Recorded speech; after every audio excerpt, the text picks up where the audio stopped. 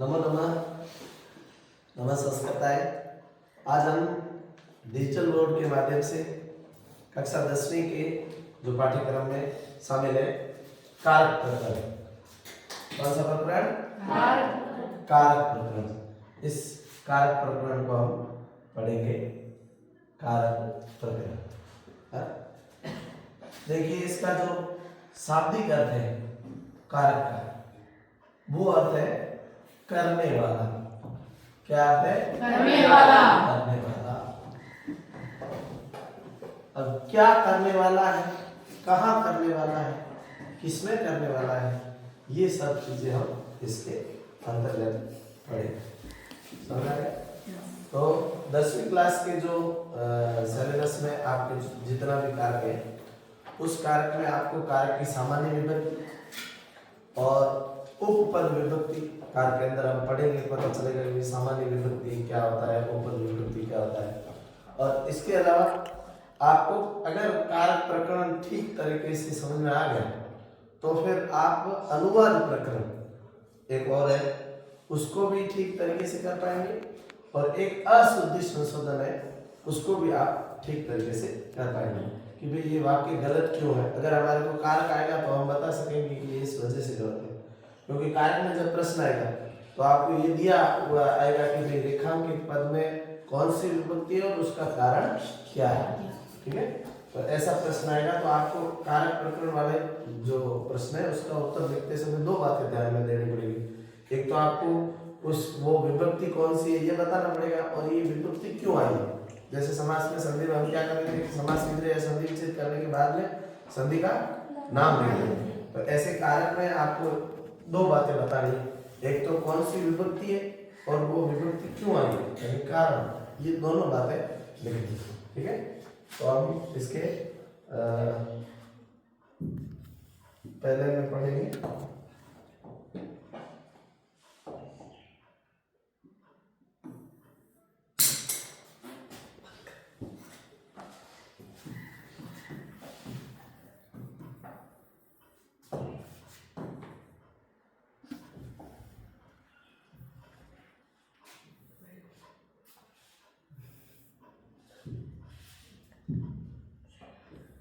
Heading डाल दीजिए कारक।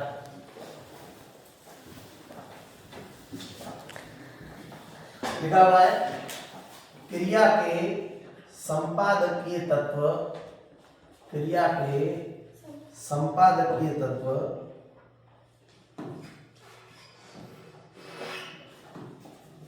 क्रिया के संपादकीय तत्व किसी न किसी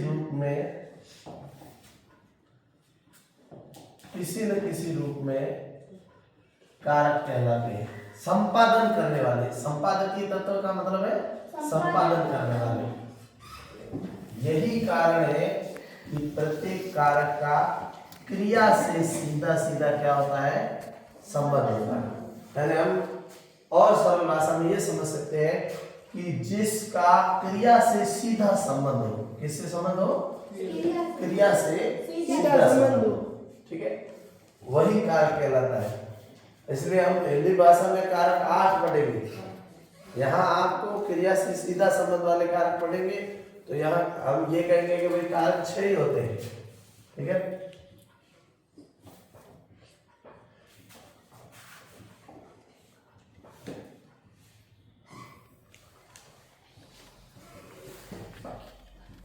अब देखिए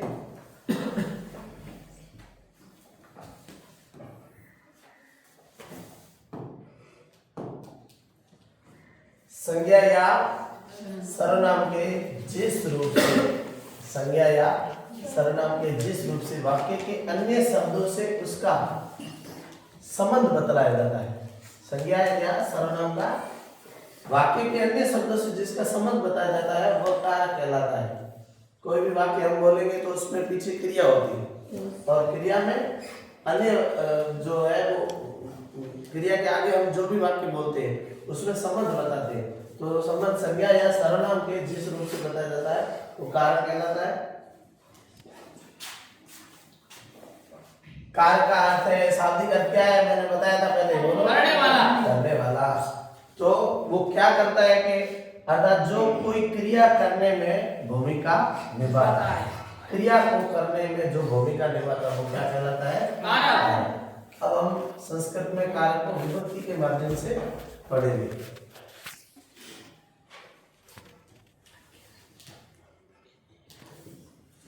मैं जिस लाइन को अंडरलाइन करूं उस अंडरलाइन को आप लिखें। तो आप यहां से लिख सकते हैं कि कारक का अर्थ है करने वाला, अर्थात जो क्रिया में क्रिया करने की भूमिका निभाता है और क्या कहलाता है? कारक कहलाता है।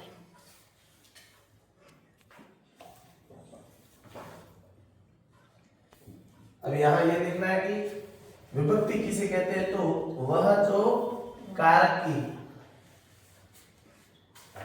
विशेष अवस्था या संख्या बताती है। ये देखिए उसको क्या कहते हैं? विभक्तियां। यानी किसी भी पदों को विभक्ति से इंगित करते हैं। पदों को किससे इंगित करते हैं? विभक्ति से इंगित करते हैं। ठीक है, और उसी को हम कारक चिन्ह में कहेंगे, है ना। विभिन्न कारक है और उनकी अलग अलग संख्याएं हैं। विभक्ति का शाब्दिक अर्थ क्या होता है? विभक्त करने वाली, यानी लिखा हुआ है विभाजित होने की क्रिया या भाव जिसमें होता हो उसको हम विभाग या विभाजन या विभक्ति कह सकते हैं। ये विभक्ति का शाब्दिक अर्थ है।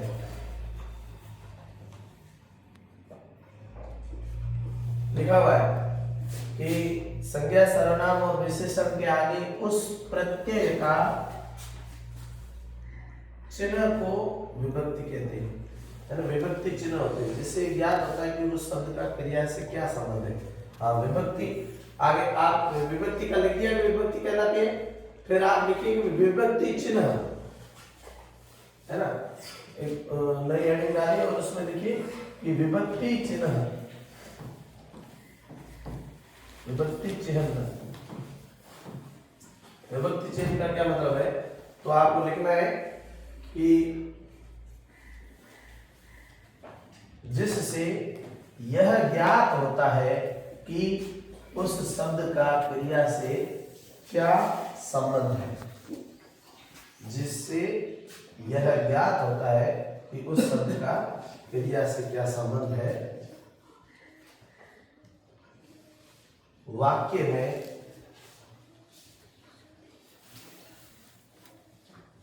ऐसे शब्द जिससे यह ज्ञात होता है कि उस शब्द का क्रिया से क्या संबंध है। वाक्य में ऐसे शब्द क्या कहलाते हैं? विभक्ति चिन्ह कहलाते हैं। विभक्ति चिन्ह कहलाते हैं, समझ रहे? वाक्य में ऐसे शब्द विभक्ति चिन्ह कहलाते हैं।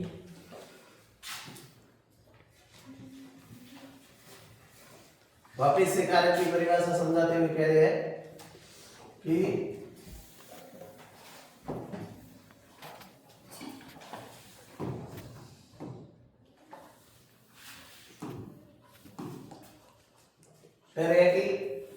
क्रिया को जो करता है या क्रिया के साथ में जिसका सीधा सीधा संबंध होता है वो भी कैसा होता है? परम्परागत। वह कारक कहलाता है। क्रिया के साथ कारकों का साक्षात अथवा परंपरा के साथ संबंध किस प्रकार होता है, इस समझाने के लिए एक यहाँ पर वाक्य प्रस्तुत किया है, एक उदाहरण पेश किया है। ठीक है, उदाहरण क्या है? ये मनुष्याः नरदेवस्य पुत्र जयदेव स्वहस्ते कोशात् निर्धनेभ्यः ग्रामे धनम ददाति। उसका हिंदी अर्थ भी दिया हुआ है कि हे मनुष्यों, नरदेव का पुत्र जयदेव अपने हाथ से खजाने से निर्धनों को, गरीबों को गांव में क्या देता है? धन देता है। तो बताना है इस वाक्य में क्रिया क्या है। इस वाक्य में क्रिया क्या है? क्रिया क्या है? कौन सी क्रिया हो रही है? देने की क्रिया। कौन सी क्रिया है? देने की। ये जो देता है इसमें कौन सी क्रिया है? देना। हमने ऊपर कहा है कि जिसका क्रिया के साथ में कैसा संबंध हो? सीधा संबंध। कैसा संबंध हो? सीधा।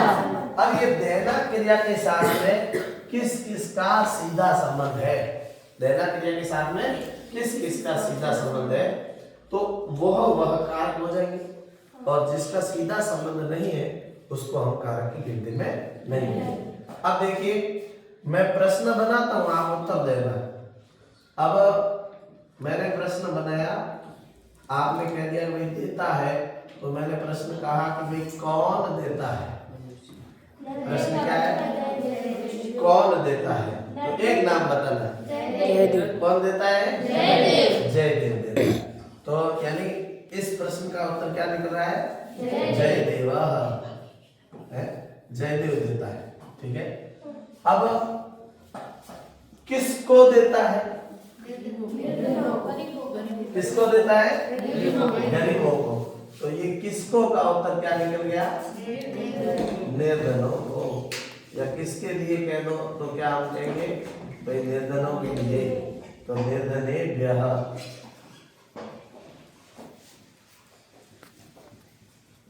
तीसरा प्रश्न है, क्या देता है? क्या देता है? अब यहाँ देता है के साथ में समझ है, किसको देता है? ये देता है जिसके पीछे लगाएंगे तो क्या देता है? तो क्या निकलेगा? धन देता है। धनम ददाति। तो ये जो धनम है, अब मैं कह दूं भाई किससे देता है? किससे देता है? किससे देता है?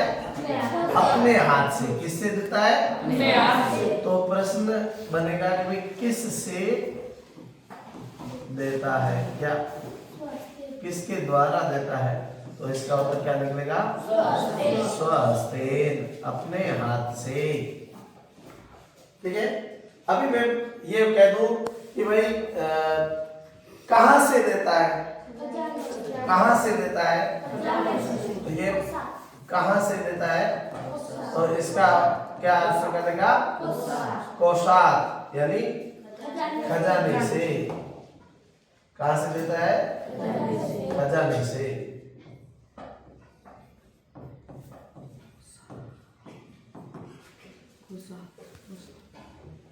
ठीक है। और प्रश्न में बनाता हूं कि कहां पर देता है? कहां पर देता है? गांव में। तो इसका मतलब क्या निकल जाएगा? ग्रामे। ग्रामे।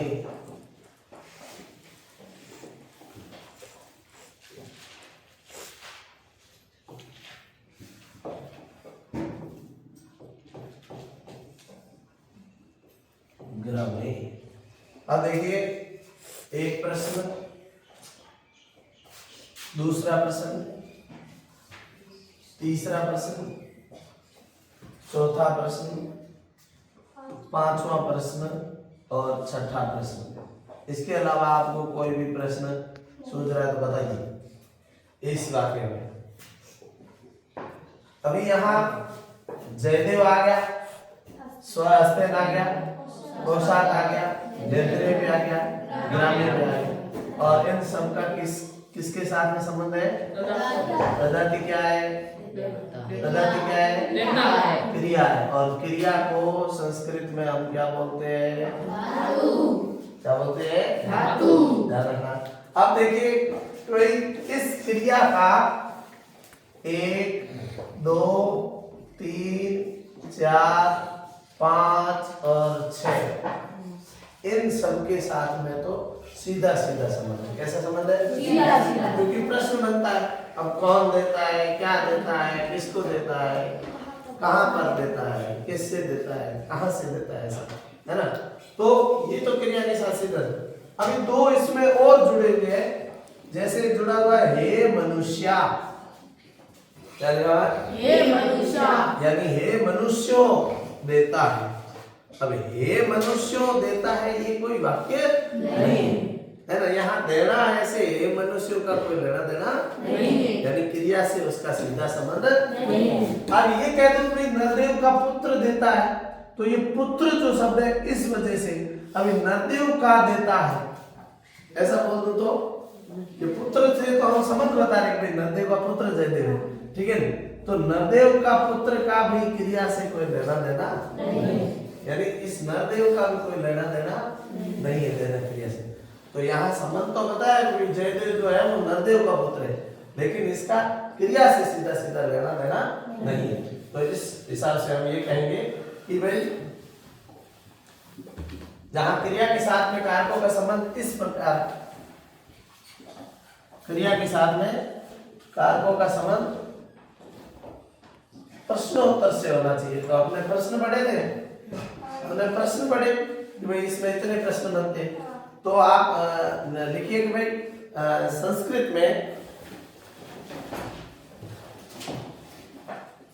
में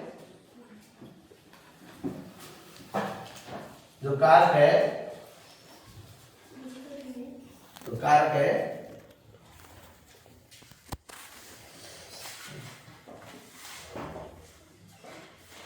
6 प्रकार के होते हैं। संस्कृत में कारक 6 प्रकार के होते हैं। और उसके बाद में आप ये सुंदर सा एक श्लोक है वो लिखिएगा, ठीक है। सुंदर सा एक श्लोक लिखिए, इसमें लिखिए कर्ता कर्मम च करणम च, कर्ता कर्मम च करणम च, यह कर्मम में बिंदी लगाइएगा। कर्ता कर्मम च करणम च संप्रदानम तथैव च, कर्ता कर्मम च करणम च यहाँ और लिखिएगा, च एक और लिखिएगा, कर्ता कर्मम च करणम च संप्रदानम तथैव च। फिर अपादान अधिकरणम इत्याह, इत्याहु, यहाँ इसको हु कीजिएगा, इत्याहु, अपादान अधिकरणम इत्याहु कारकाणि षट्, अपादान अधिकरणम इत्याहु कारकाणि षट्। तो संस्कृत में 6 कारक होते हैं।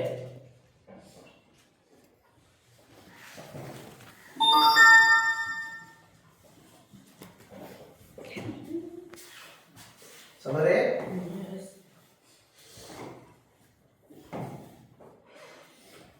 लिख दो पहला कारक कर्ता कारक। कौन सा कारक?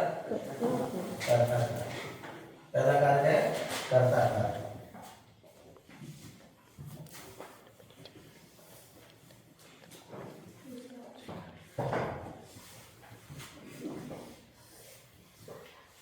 कर्ता कारक, कर्ता कारक आगे लिख भी दो। विभक्ति कौन सी होती है?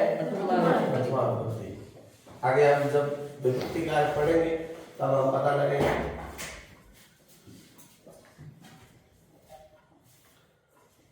कर्ता कारक। दूसरा लिख दो कर्म कारक। दूसरा कौन सा कारक है? कर्म कारक। कर्म कारक में कौन सी विभक्ति होती है? द्वितीय विभक्ति। कर्म को अंग्रेजी में क्या बोलते हैं? ऑब्जेक्टिव। क्या बोलते हैं? ऑब्जेक्टिव। तीसरा लिख दो कारण कारक। कौन सा कारक?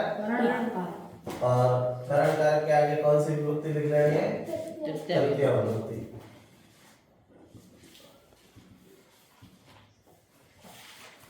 चौथा लिख दो संपादान कारक। कौन सा कारक? संप्रदान। कौन सा कारक? संप्रदान कारक।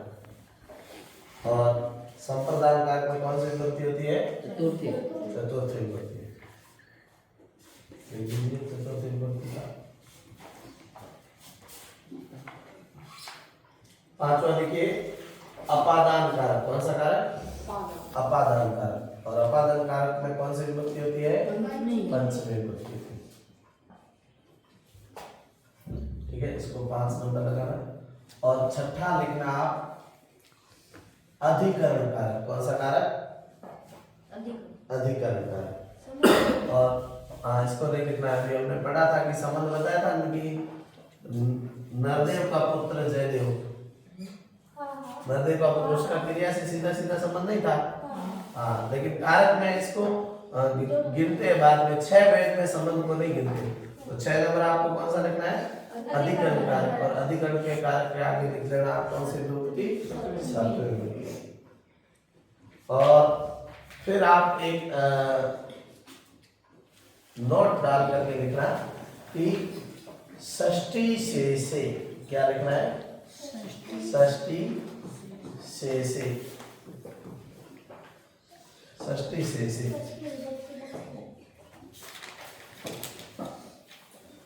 षष्ठी से ये नोट डाल करके आप ऐसा नोट डाल करके लिखेंगे षष्ठी से षष्ठी से नोट डाल करके देखिए कि शेष जो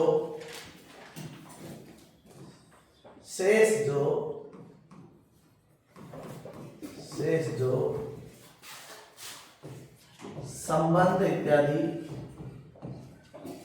शेष जो संबंध इत्यादि कारक होते हैं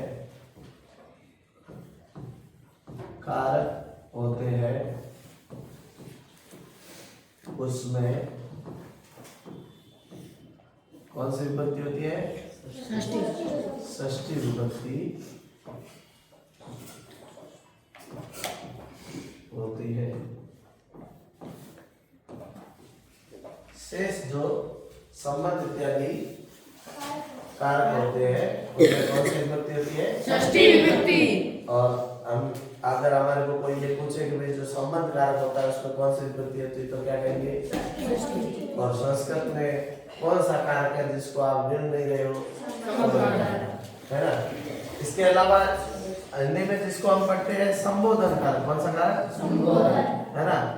उसको संबोधन में भी हम हे, अरे, ओ ये पढ़ते हैं। किसी को पुकार रहे होते हैं कि हे राम अत्र आगे से तो यहाँ, है ना।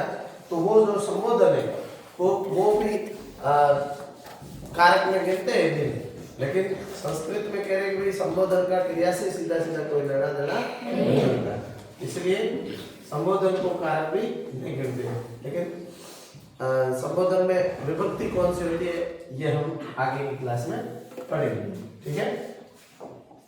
तो यहाँ आप देखिए अभी आपने कारक के भेद कर ली, ठीक है। अभी इनकी जो कारक की जो सामान्य परिचय, विभक्तियों का सामान्य परिचय, कारक की परिभाषाएं क्या होती है। अभी हमने कह दिया कि 1 नंबर कारक है वो कर्ता कारक है, लेकिन इसकी परिभाषा क्या है इसको हम आगे पढ़ते हैं। तो पहला है आपके कर्ता कारक। वापिस आप 1 नंबर हेडिंग डाल दीजिए कर्ता कारक। कर्ता कारक इसको 1 नंबर हेडिंग में डाल दीजिए कर्ता कारक।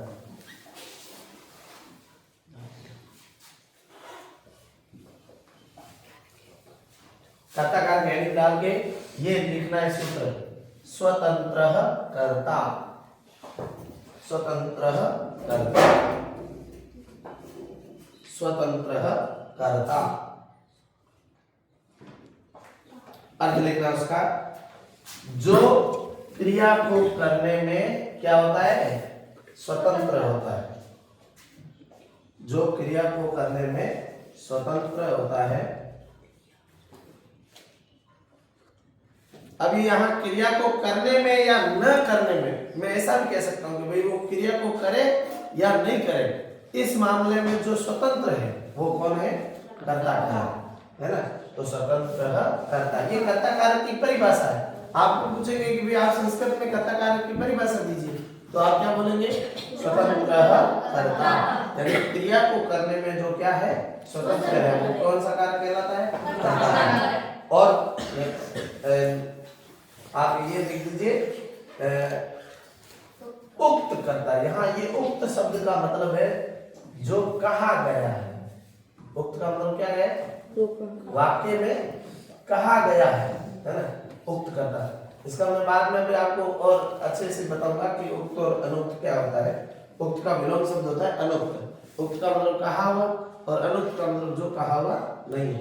वाक्य में कहा हुआ होने का मतलब है कि क्रिया अगर कर्ता के अनुसार है तो वो कर्ता है उक्त कर्ता, ठीक है। और क्रिया कर्ता के अनुसार नहीं है लेकिन वाक्य में कर्ता है तो वो अनुक्त कर्ता हो जाएगा। क्रिया अगर कर्म के अनुसार होती है। इसके अलावा हम एक वाच्य परिवर्तन पढ़ेंगे, उसमें उस बात को बहुत अच्छे से समझेंगे। तो यहाँ आपको ये लिखना है कि उक्त कर्ता में कौन सी विभक्ति आती है? प्रथमा विभक्ति आती है। और ये भी लिखना है कि उक्त कर्ता प्रथमा विभक्ति। फिर ये उदाहरण लिखना है, रामः पठति। क्या उदाहरण है? रामः पठति। कौन पढ़ रहा है? राम पढ़ रहा है। कौन पढ़ रहा है? तो रामः पठति। अब यहाँ क्रिया कौन सी है? पठति क्रिया है, यानी कौन सी धातु है? पठ धातु। अब देखो ये जो राम ये कौन सी विभक्ति का रूप है? प्रथमा विभक्ति का कौन सा वचन है? एक वचन है। तो प्रथमा विभक्ति का एक वचन है, राम एक वचन है, इसलिए पठ धातु में भी कौन सा वचन आया? एक वचन, ठीक है। तो यहाँ आप ये कह सकते हैं कि भाई यहाँ क्रिया जो है वो किसके अनुसार है? कर्ता के अनुसार। किसके अनुसार है? कर्ता के अनुसार। क्रिया जो कर्ता के अनुसार है इसका मतलब ये कर्ता कैसा करता है? उक्त कर्ता। और इस ये उक्त करता है इसलिए इसमें कौन सी विभक्ति लगाई हमने? प्रथमा विभक्ति, ठीक है। अब आप 2 नंबर हेडिंग डालिए,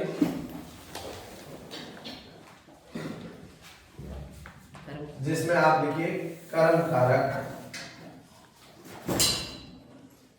कर्म कारक,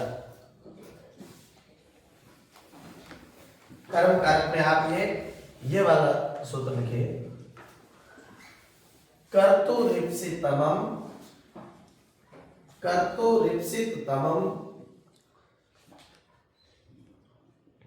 कर्म, कर्तुरीप्सितमं कर्म।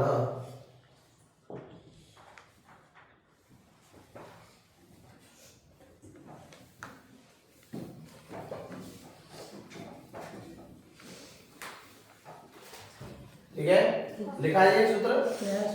कर्म लिखना है।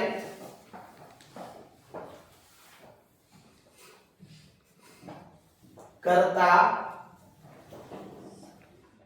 कर्ता मतलब करने वाला। कर्ता क्रिया के द्वारा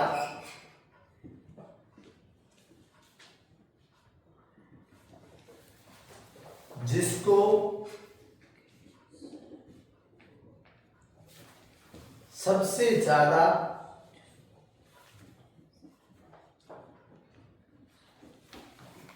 चाहता है उसे कर्म कारक कहेंगे या उसे कर्म कारक कहते हैं। उसे कर्म कारक कहते हैं।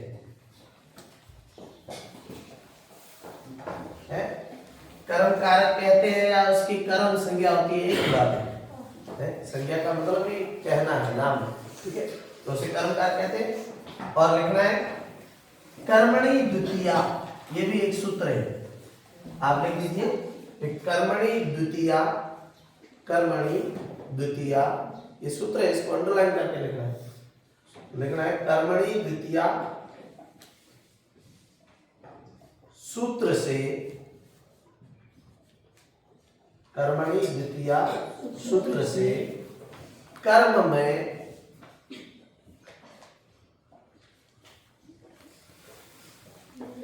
द्वितीया विभक्ति होती है। कर्म में द्वितीया विभक्ति होती है।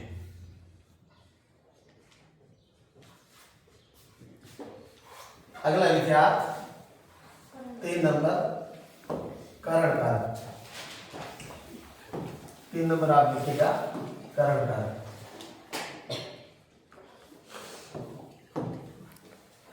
3 नंबर है, 3 नंबर करण कारक। और जिसमें आप ये सूत्र लिखिए साधकतमं करणम।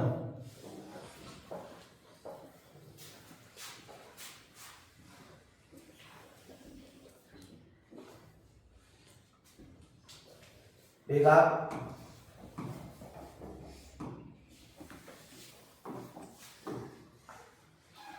इसका ये ये वो कर्म कारक का ये उदाहरण लिख लीजिए।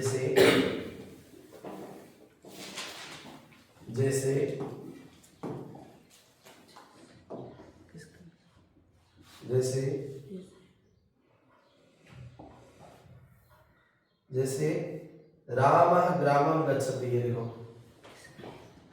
राम ग्रामं गच्छति।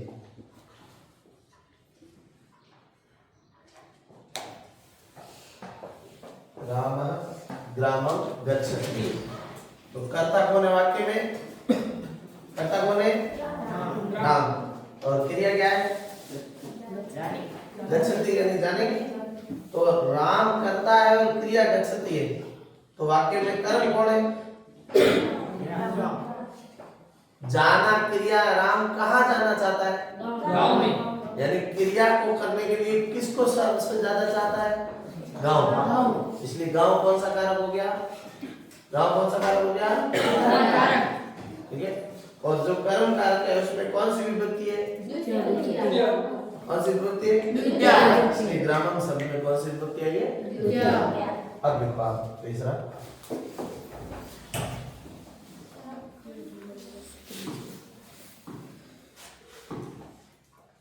लिखिए तीसरे में साधक तमम कर्म, ये लिखा? लिखना। क्रिया की सिद्धि में, ये क्रिया की सिद्धि में, यहां सिद्धि का मतलब है पूरा करने के लिए, काम को पूरा करने के लिए। क्रिया की सिद्धि में, क्रिया की सिद्धि में जो, क्रिया की सिद्धि में जो सर्वाधिक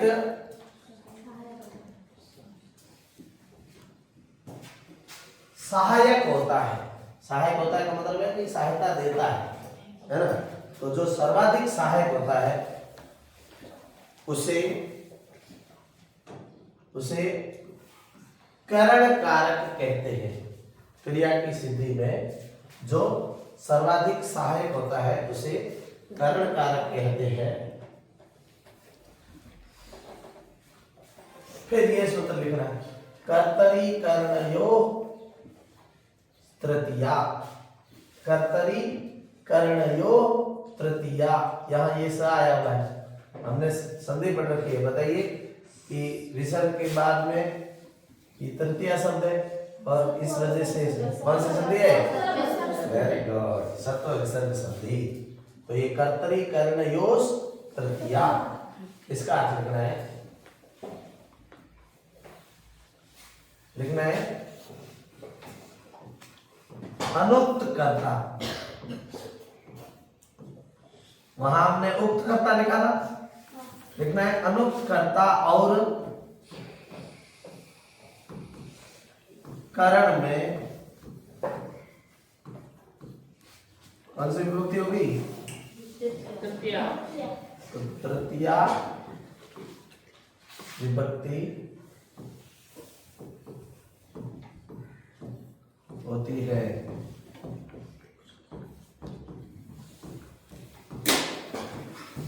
अनुक्त कर्ता और करण में तृतीया विभक्ति होती है। यहाँ कर्तरी लिखा हुआ सब, लेकिन वो कर्तरी कर्ता के लिए लिखा हुआ है, लेकिन वो कर्तरी कहा है, वो कौन सा कर्ता है? अनुक्त कर्ता। कैसा कर्ता है? लेकिन जो वाक्य में कहा हुआ नहीं है, यानी क्रिया उस कर्ता के अनुसार वाक्य में नहीं आ रही है, तो वो कर्ता कैसा हो जाएगा? अनुक्त कर्ता। इसको हम समझेंगे, ठीक है? तो यहाँ लिख दो, जैसे जागृति ही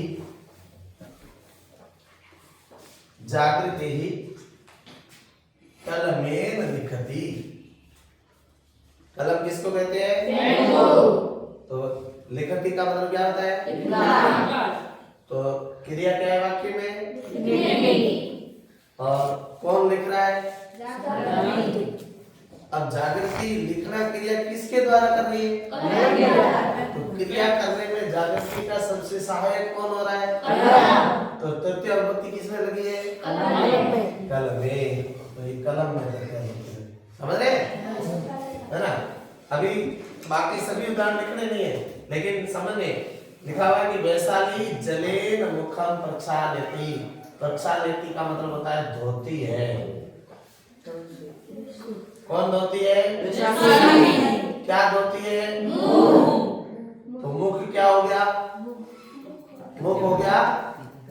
दौड़े क्रिया में सबसे ज्यादा किसको चाह रही है? तो अभी मैं पिछला पढ़ा था कारक, जिसमें सबसे ज्यादा क्रिया को चाहा जाता है वो कौन सा कारक होता है? कर्म कारक। कौन सा? कर्म कारक। तो मुख है कर्म।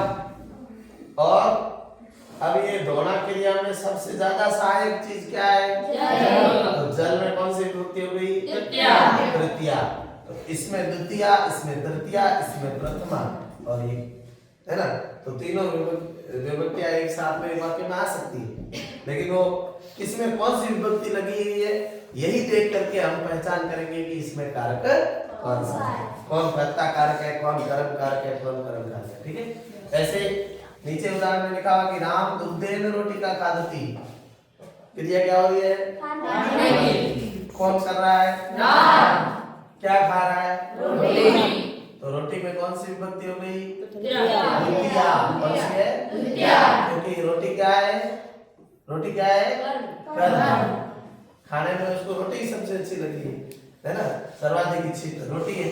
लेकिन वो किससे खा रहा है? सहायता किससे कर रहा है? दूध से। सूखी रोटी खाई नहीं जा रही, इसलिए दूध उसमें सहायता कर रहा है। तो दुग्धेन में कौन सी विभक्ति हो गई?